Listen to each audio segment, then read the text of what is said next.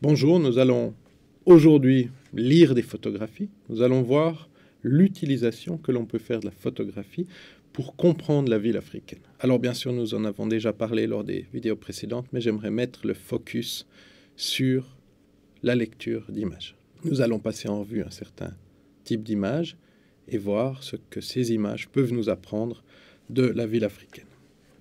Alors, les différents types d'images, bien sûr, nous avons les images classiques, celles que nous pourrions prendre avec un appareil photo. Nous avons les images satellites avec l'avènement de Google Earth et Google Maps, notamment. Il y a des possibilités infinies d'aller voir les images et d'aller voir des images récentes, mais des images plus anciennes aussi.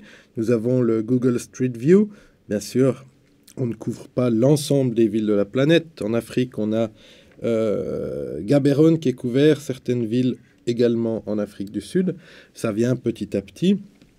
Dans les villes américaines, il y a déjà des possibilités infinies, notamment si vous allez vous balader à New York, vous verrez qu'on a les modèles tridimensionnels. On peut vraiment, avec Google Street View, se balader dans la ville. Les images aériennes, qui ne sont pas des images satellites, qui sont soit des anciennes images qu'on utilisait pour faire des plans, soit des vues aériennes, c'est-à-dire prises depuis le haut, qui sont souvent des trois quarts et qui nous permettent de voir des choses assez intéressantes. Les images d'archives, bien sûr, toute vieille image peut nous amener une source d'information, et puis les séries d'images que nous avons déjà abordées lorsque nous traitions de la question de l'espace public. On reviendra rapidement. Il y en a bien sûr d'autres. Si je fais référence à la police scientifique, elle produit aussi tout un type d'images qui ne sont peut-être pas les images que nous pouvons utiliser dans nos villes africaines.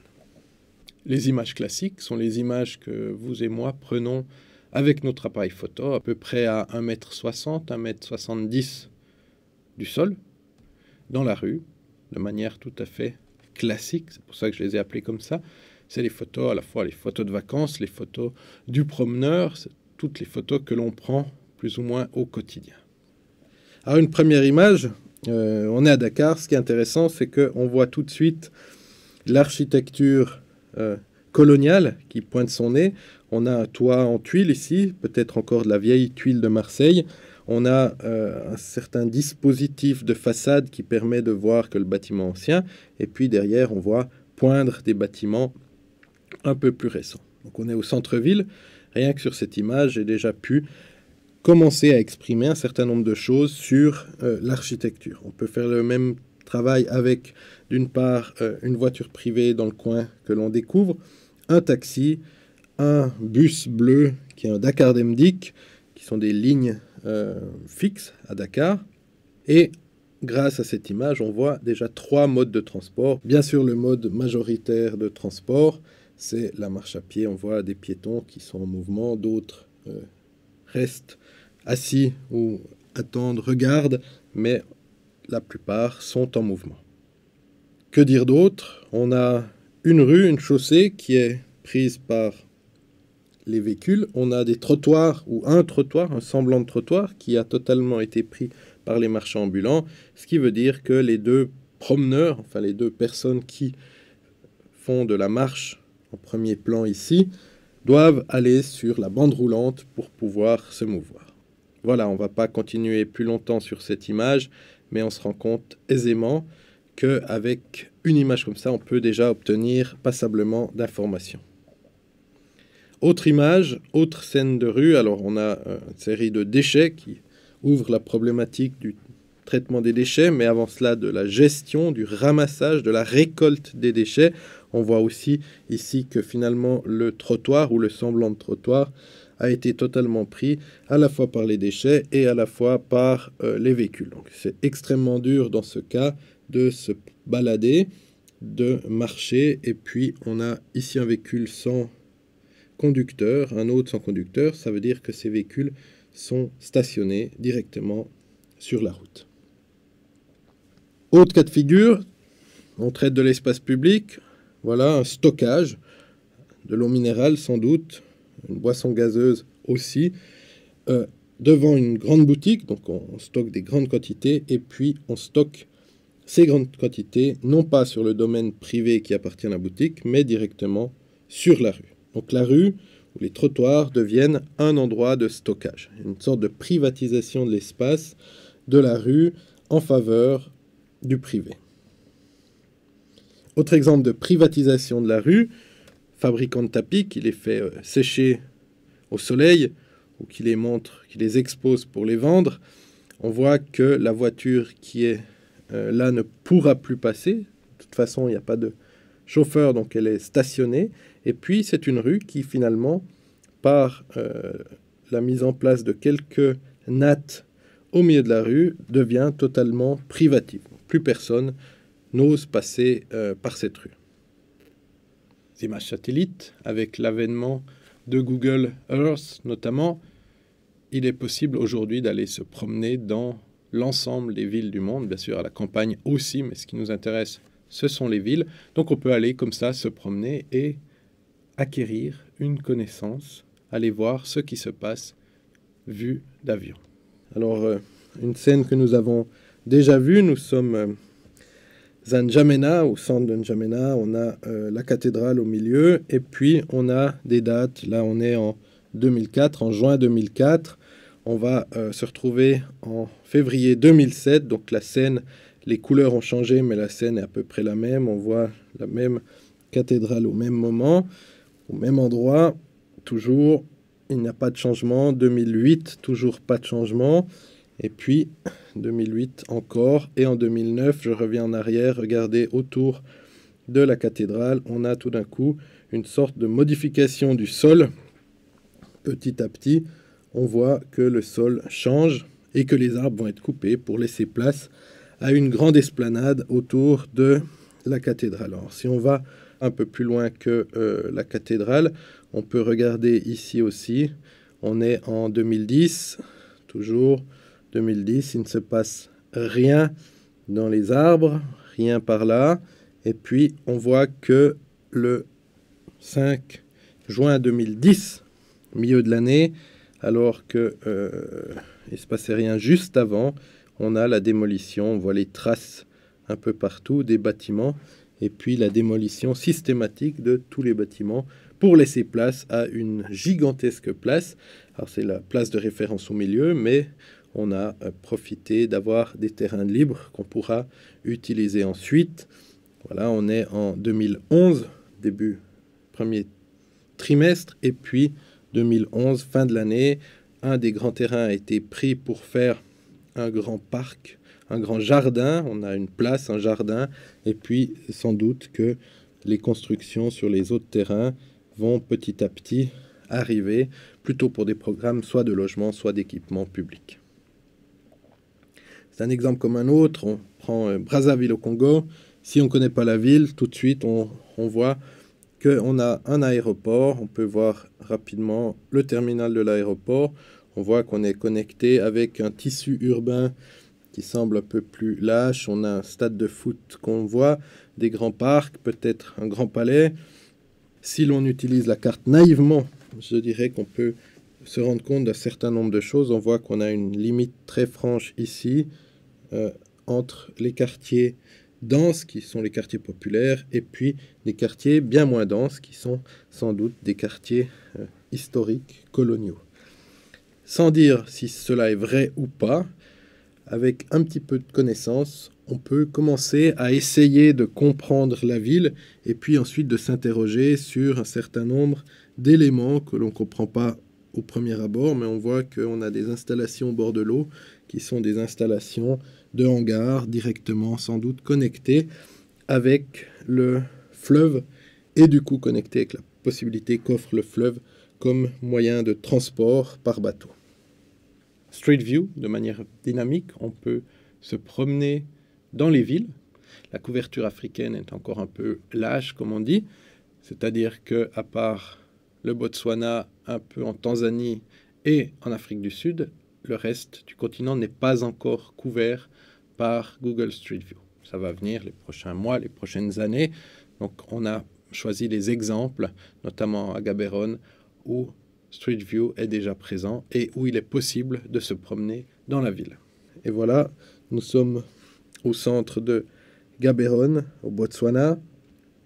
Quelques images. Alors bien sûr, On peut se balader comme ça, on voit la végétation, les gens, un certain nombre d'images floutées, bien sûr, pour des raisons d'anonymat.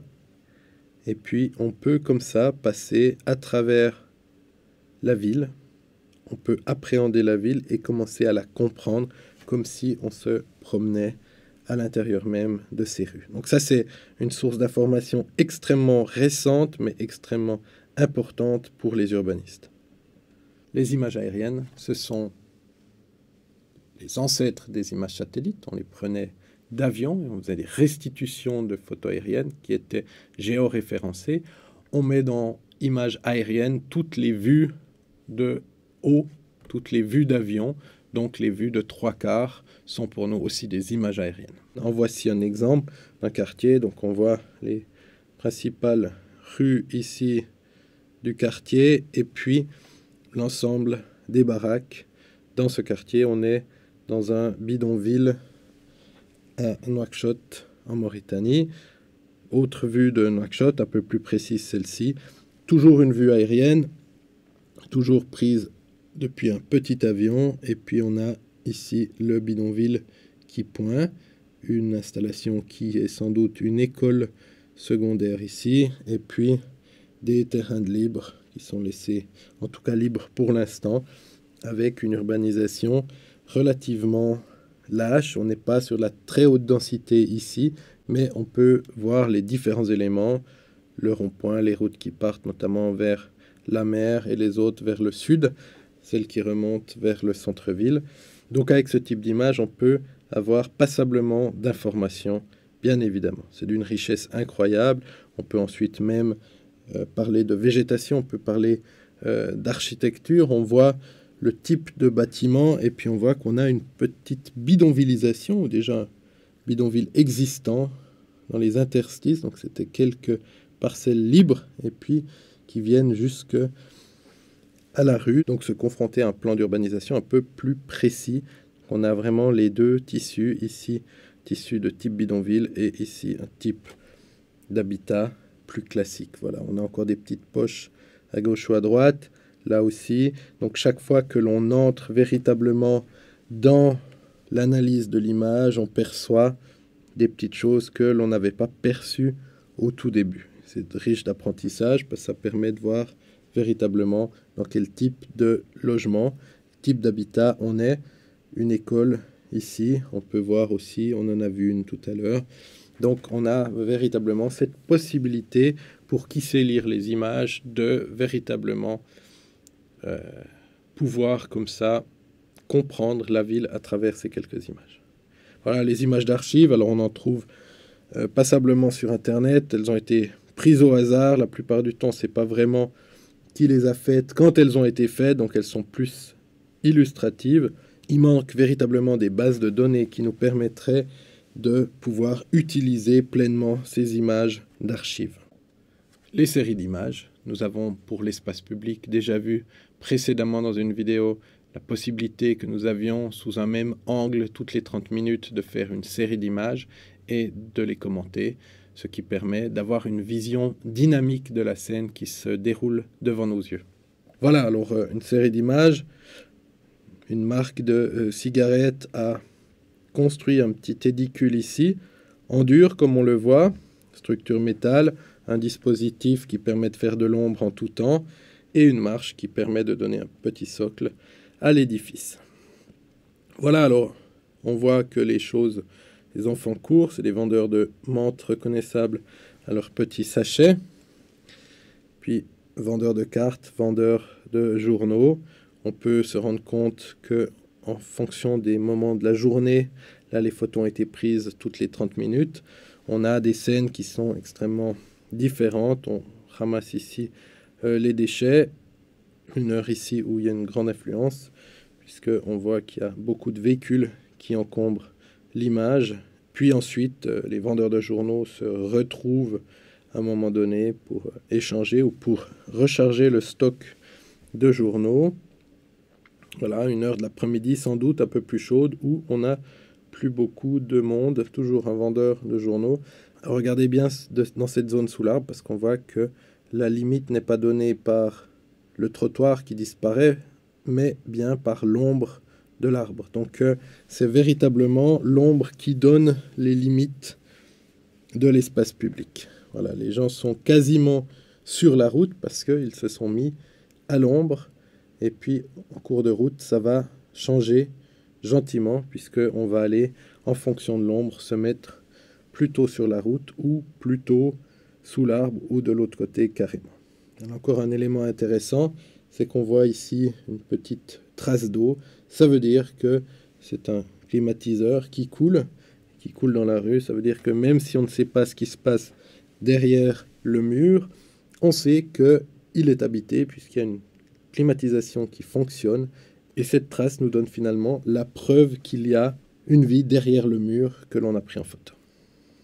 Voilà, on continue rapidement. Regardez ici de nouveau l'ombre.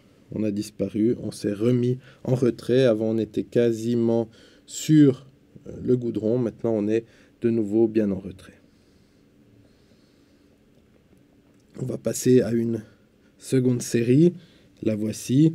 Là aussi, on est tôt le matin. Petit à petit, on va voir que le soleil commence à poindre, devient de plus en plus important.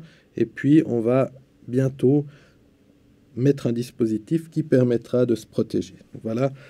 Donc, après un certain temps, on ouvre le dispositif et on protège ses fruits et légumes. Alors ça, on peut compter les bananes vendues au cours de la journée. On verra qu'il n'y en a pas énormément, mais ces photos comme ça, toutes les 30 minutes, nous permettent de comprendre le rapport que les gens entretiennent avec le soleil en fonction des horaires et puis les scènes de la vie quotidienne, ce qui se passe. On voit ici qu'il y a de la végétation un peu partout, donc on est plus dans un tissu de centre-ville avec des heures où il n'y a personne, où tout est complètement fermé, ce qui veut dire que les heures de repos, heures les plus chaudes de la journée sans doute. Et puis la vie petit à petit reprend un petit peu, l'ombre se fait de plus en plus longue, donc on est en fin d'après-midi gentiment, et on voit que les voitures sont maintenant plus nombreuses, c'est sans doute l'heure de la descente.